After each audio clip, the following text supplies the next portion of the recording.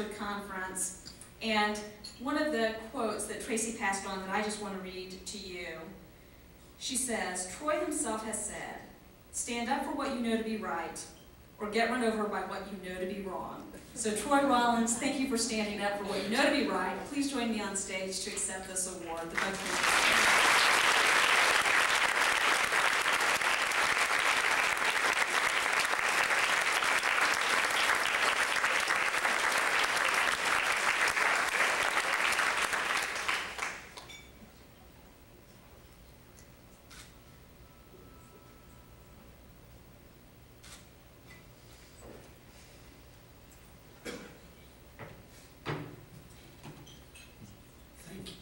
Thank you.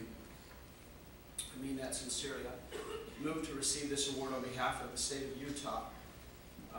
I'll be very brief, but I want you to know how important this is to me.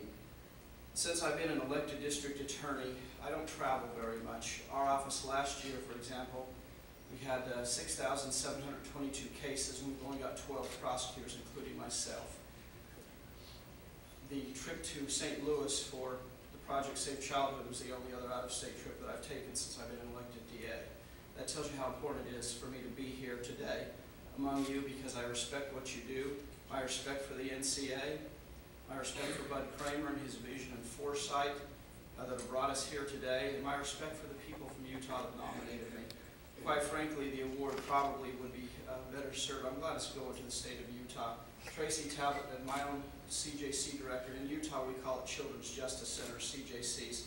I know almost everywhere else it's a Children's Advocacy Center, but Doug Miller, our local director, is every bit as deserving of this award as anybody I can think of, as is Tracy. Before I sit down, I just want to mention one thing to you briefly about my perspective on this, and I'll be quick about it. I had a neighbor at one point in time that taught me a good lesson about pruning trees. I'm not a green thumb, I don't know anything about it. But he was out one day with some tools, pruning his trees, and he was cutting the branches that grew toward the inside and cutting some other branches off, and I asked him what he was doing. And he explained to me that when you're pruning trees, particularly when they're young, the younger you can start, the better.